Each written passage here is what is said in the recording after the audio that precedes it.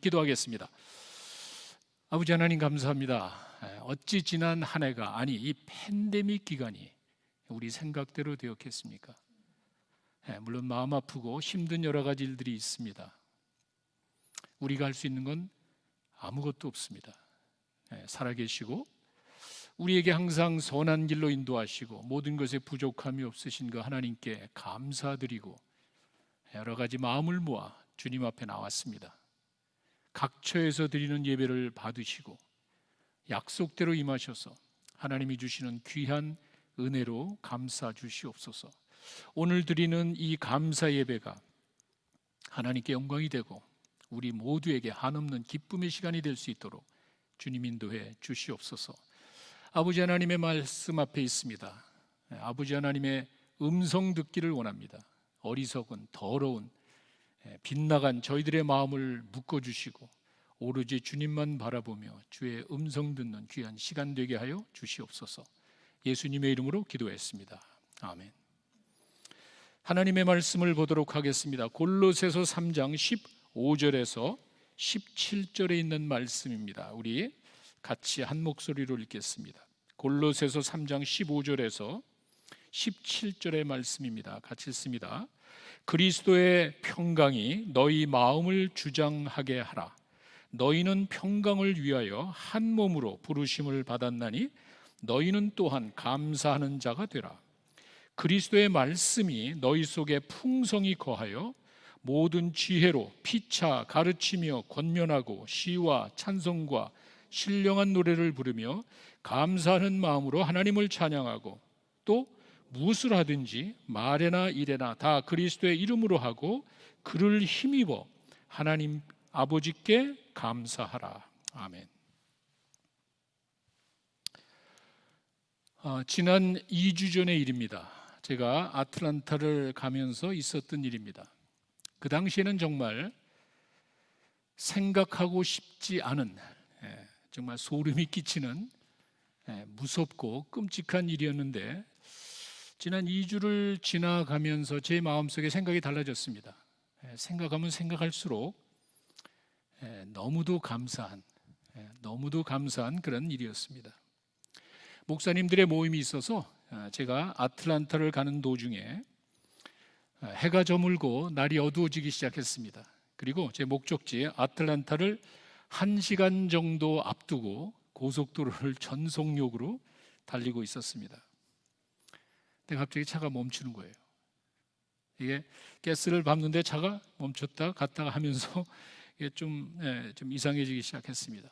그래서 제가 1차선에 있는데 나가려면 차선을 3개를 바꿔야 됩니다. 뒤를 돌아보니까 고속도로에서 차들이 그냥 막 몰려오고 있습니다. 이게 어떻게 이게 차가 멈추기 시작하는데 어떻게 할 수 없어서 이제 비상 라이트를 켜고 라인을 하나씩 옮깁니다. 뒤쫓아오던 차들이 놀라가지고 겨우 피해줘서 고속도로 갓길이라 그러죠. 고속도로 바깥에 도로에 딱 들어가자마자 차가 멈췄습니다. 사실 아무리 가스를 밟아도 차가 덜컹덜컹하며 이제 시동이 걸리지가 않습니다. 그냥 서서히 엔진이 죽어버린 겁니다. 이게 불과 몇 초 사이입니다. 여러분들에게 이런 이야기 하지만 그 순간에서 마지막 그 갓길까지 나가는 그 순간에는 정말 온몸에 식은땀이 나고 만에 하나라도 뒤에 차가 못 보고 제가 스피드가 줄어드니까 쫓아오는 데 보니까 트럭 달려오고 있는데 정말 너무 놀랐습니다. 한밤중입니다. 고속도로에서 이런 일은 제가 미국에 38년 살면서 처음 겪은 일입니다. 가끔 로컬에서는 그런 일이 있었습니다. 차가 쓴 적이 있었지만 이렇게 하이웨이 가면서 이런 일은 정말 처음입니다. 얼마나 놀라고 긴장을 했는지 아무런 생각이 나지 않습니다. 차가 멈췄는데 그냥 멍하니 잠시 있었습니다. 조금 있으니까 제가 이렇게 비상등을 켜고 한밤중에 고속도로 옆에 있으니까 그 조지아 DOT 차량이 불을 깜빡깜빡이면서 이제 찾아왔습니다. 혹시 무슨 일이냐고, 무슨 도와줄 것이 있느냐고. 그래서 제가 다 설명을 했습니다.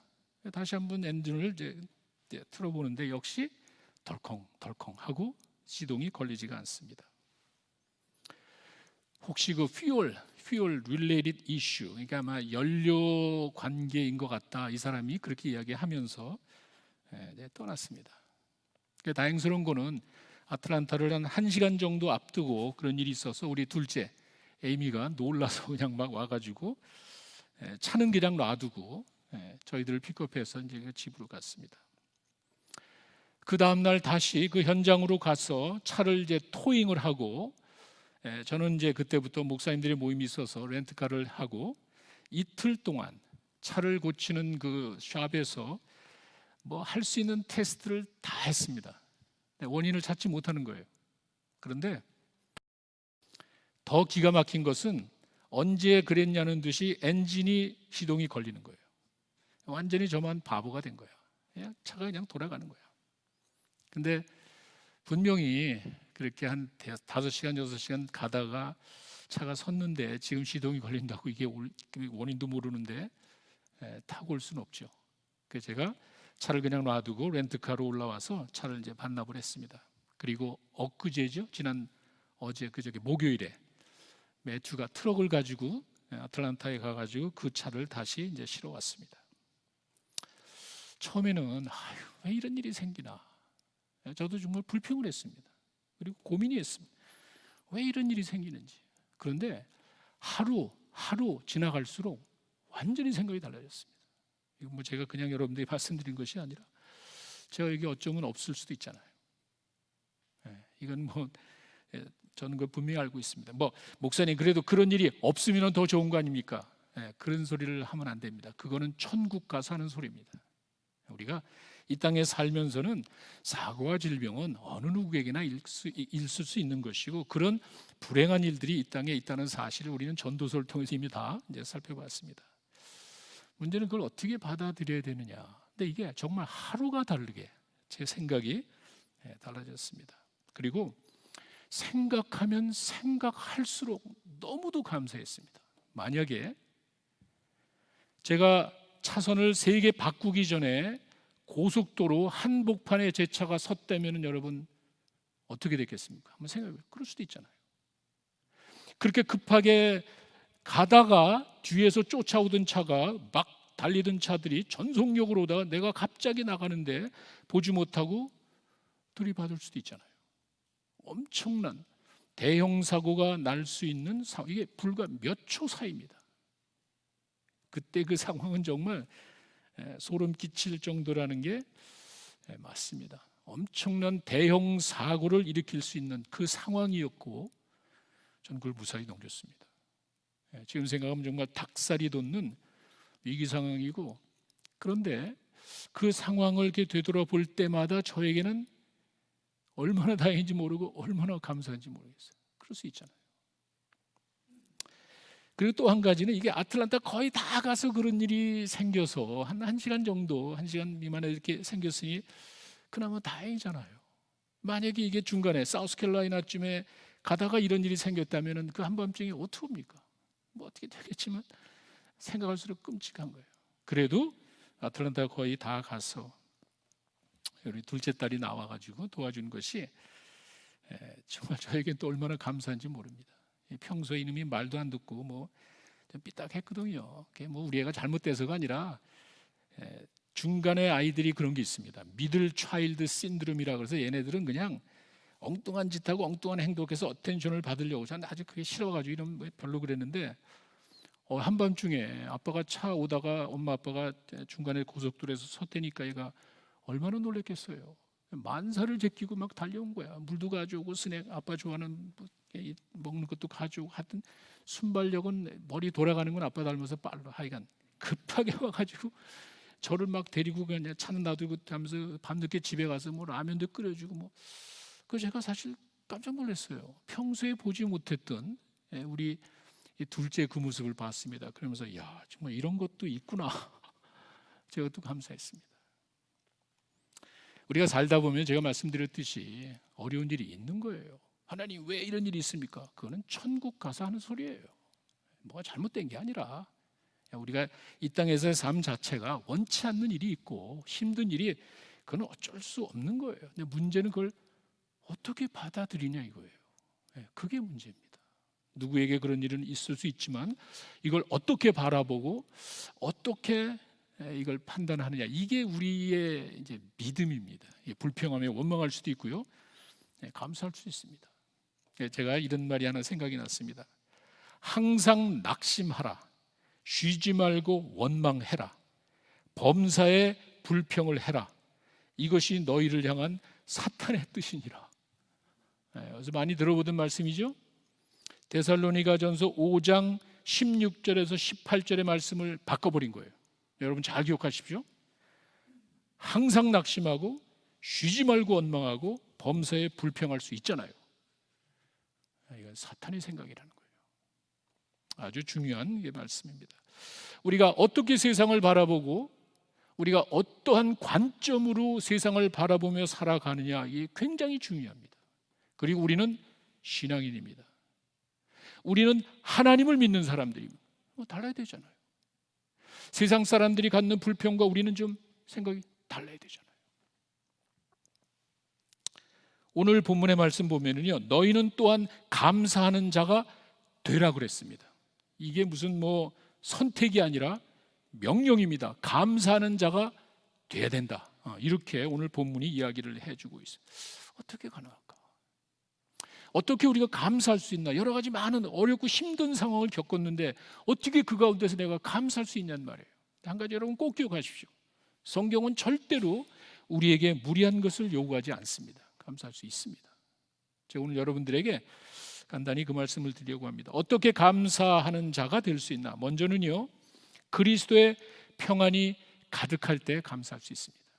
그리스도의 평안이 나를 주장하면, 그리스도의 평안이 내 가슴을, 내 삶을 꽉 감싸고 있으면 감사할 수 있다, 그 말입니다. 오늘 그 15절에 나와 있는 말씀입니다.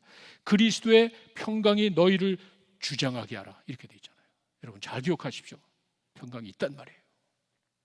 주님이 주시는 평강이 있는데 그게 저 뒷전에 저 끄트머리 그냥 코너 한쪽에 그냥 몰려 있단 말이에요. 그렇게 하지 말라는 거예요. 우리 안에 있는 그 그리스도의 평강이 넘치게 하라는 말이에요. 그것이 나를 주장하게 하라는 거예요. 이건 내가 하는 거예요. 왜? 평강이 있단 말이에요. 그거는 여러분들이 아시다시피 요한복음 14장 27절에 예수님이 이야기하셨습니다. 내가 너에게 평안을 준다 그랬습니다. 근데 이 평안은 세상이 주는 것과 같지 않대. 무슨 말이죠? 세상 사람들이 모르는 그런 평안을 우리에게 주신다는 거예요.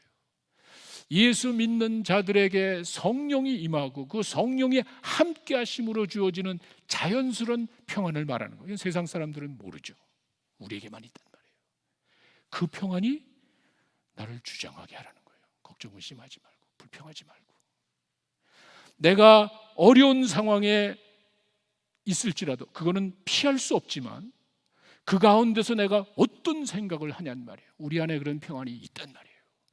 예수 믿는 자들에게 성령을 주시고요, 그 성령으로 인한 자연스러운 평안이 있는데 그것을 극대화하라는 거예요. 그러면 우리는 어떤 환경에서도 감사하며 살 수가 있습니다. 찬송가 413장 여러분 잘 아시는 찬송입니다. 1절에 내 평생에 가는 길 순탄하여 늘 잔잔한 강 같든지 큰 풍파로 무섭고 어렵든지 내 영혼은 늘 편하다. 내가 편하건 그냥 어려움이 오건 관계없이 내 영혼은, 몸은 피곤할지 몰라, 내 몸은 고통스러울지 몰라, 내 영혼은 늘 평안한 거예요.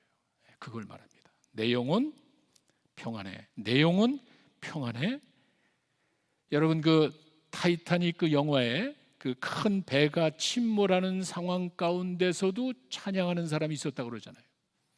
영화 내용이 어떤지 모르지만 바로 그걸 두고 말합니다. 어떤 상황이 온다 할지라도 그리스도의 평안이 우리에게 있단 말이에요. 넘치게 하면 돼. 그러면 우리는 환경을 이기는 그런 감사와 그 삶을 살아갈 수 있다는 그런 말입니다. 이렇게 그리스도와 함께함으로 주어지는 자연스러운 평안이 여러분과 나에게 있습니다. 그 평안을 넘치게 하면 우리는 감사할 수 있습니다. 또 한 가지는요, 그리스도의 말씀이 가득할 때 감사할 수 있습니다. 그리스도의 말씀이 가득할 때 16절에 나와 있습니다. 그리스도의 말씀이 너희 속에 풍성히 거하여 이렇게 되어 있습니다. 그리스도의 말씀이 나를 주장하면은, 아까는 평안이죠. 이제는 그리스도의 말씀이 나를 꽉 감싸면은 환경을 이기고 감사할 수 있다는 그 말입니다. 우리가 말씀을 묵상한다는 것은 주님과 동행하는 거죠. 주님과 동행하는 삶을 어떤 신비로운 역사로 보면 안 되죠. 그런 어리석고 잘못된 생각을 버리셔야 돼요. 꿈속에서 만나는 게 아니에요. 말씀은 하나님이고 그 말씀을 묵상하는 것이 바로 주님과 동행하는 것이고, 말씀을 묵상하면서 주님과 동행할 때 주님이 주신 평안과 지혜와 인도하심이 있단 말이에요. 그걸 말하는 거예요. 그리스도의 말씀이 나를 주장하게 하면은 그 말씀을 통한 우리 삶 속에 나타나는 일들이 있다는 거예요. 이게 바로 시편 1편에 나와 있는 시편 1편 2절과 3절에 복 있는 자는 말씀을 묵상하는 자고 그 말씀을 묵상하는 자는 시냇가에 심은 나무와 같이 이파리가 잎사귀가 시들지 않는데, 내가 어떤 환경이 중요한 것이 아니라 그때마다 여호와의 말씀을 묵상하며 하나님과 동행하는 삶을 살 때는 환경을 이길 수 있는 그와 같은 그리스도의 평안과 그리스도의 말씀이 나를 주관하기 때문에 환경을 이길 수 있다는 거예요. 어떤 환경에서도 잎이 마르지 않고 아무 관계 없죠? 왜? 뿌리가 물속에 있으니까 아무 관계 없잖아요. 그것을 이야기합니다. 주님께서도 말씀하셨습니다. 요한복음 15장 5절에 가시면은요, 포도나무 비유를 이야기하시면서 포도나무에 붙어있는 가지를 가지고 설명을 합니다. 너희가 나와 내 안에 거하면은 살지만 떨어져 나가면은 아무 소용이 없다, 그런 말을 하죠. 우리가 주님 안에 거하는 것이 생존의 비결일 뿐 아니라 풍성한 삶의 비결. 다시 말씀드립니다. 우리가 말씀을 통해서 주시는 그 그리스도와 주님 안에 거하는 그리스도의 말씀과 함께하는 삶이 이 땅을 살아가는 생존의 비결일 뿐 아니라 풍성한, 왜? 열매를 맺으니까 풍성한 삶의 비결이라는 그런 말입니다. 엠마오로 가는 두 제자들의 모습이 바로 그겁니다. 실망하고 예수님이 부활했다고 하지만 여자들이 하는 말 이 사람은 자기 본 적도 없고 실망하면서 예루살렘에 있었던 일을 뒤로하고 엠마오로 내려가는 그들에게 주님이 찾아갔습니다. 그리고는 그들에게 말씀을 풀어줍니다. 누가복음 24장 27절의 내용이죠. 이전에 그들이 들었던 그 말씀을 풀어줬습니다. 그 말씀을 다시 생각나게 해줬습니다. 그랬을 때 나중에 그들이 하는 고백이 32절에 나옵니다. 성경을 풀어주실 때 가슴이 뜨겁지 아니하여. 다른 거 한 게 아닙니다. 어떤 무슨 특별한 무슨 불이 번쩍하는 기적을 보여준 게 아니에요. 말씀을 풀어줬을 때 그 말씀 하나님께서 그들의 마음을 뜨겁게 한 거예요. 이들은 엠마오로 가다가 다시 예루살렘으로 방향을 바꿨습니다. 삶이 회복됐습니다. 이렇게 우리의 삶 속에 그리스도의 말씀이 가득 찰 때, 그 말씀과 주님과 동행하는 삶이 우리 삶을 주장할 때 환경을 이기고 감사할 수 있다는 그 말입니다. 마지막 세 번째는 그리스도의 능력으로 가득할 때 우리는 또한 감사할 수 있습니다. 이게 17절에 나와 있는 말씀입니다. 그리스도의 능력으로 가득하면 감사할 수 있다. 17절에 이렇게 되어 있습니다. 또 무엇을 하든지 말에나 일에나 다 주 예수의 이름으로 하고 그를 힘입어 하나님께 감사해. 그를 힘입어, 이게 그리스도의 능력을 말하는 것입니다. 우리가 이 땅을 살아갈 때 그 어렵고 힘든 환경은요, 그리스도를 힘입어 이길 수 있다는 거예요. 그리스도의 능력으로 우리는 어떤 환경에서도 감사할 수 있다는 그런 말입니다. 주님이 주시는 능력, 인간의 지혜와 능력으로 될 수 있는 게 아니에요. 그건 순간적이에요. 그러나 그리스도의 능력으로 그 환경을 이기고 그 가운데서 그리스도를 힘입어 감사할 수 있다는 말이 바로 그겁니다. 빌립보 감옥에 들어간 바울과 실라의 모습을 여러분 아시죠? 이들은 그냥 예수님이 가라 그래서 환상 가운데 가라 그래서 쫓아간 것밖에 없습니다. 그 환상을 따라간 것밖에 없습니다. 내 결론은 거기에 불쌍한 귀신 들린 그 아이를 이제 고쳐주다가 어려움 겪죠. 사도행전 16장 23절에 가시면은요, 이들이 뭐 잘못한 것 없이 매를 맞습니다. 복음 증거하러 그냥 갔다가 예수님이 밖으로서 밖은 그대로 갔다가 그 가운데서 매를 맞고 이제 감옥에 들어갔습니다. 그들이 한 것이라고는요, 16장 16절에 가시면은요, 그 귀신 들린 어린아이를 도와준 것밖에 없습니다. 그 불쌍한 그 귀신 들린 여종 그 아이를 고쳐준 것밖에 없습니다. 근데 결론은 감옥으로 들어갔습니다. 얼마든지 이들은 불평하고 원망할 수 있는 상황인데 사도행전 16장 25절에 가니까 한밤중에 바울과 실라가 기도하고 하나님을 찬송하니 죄수들이 듣더라.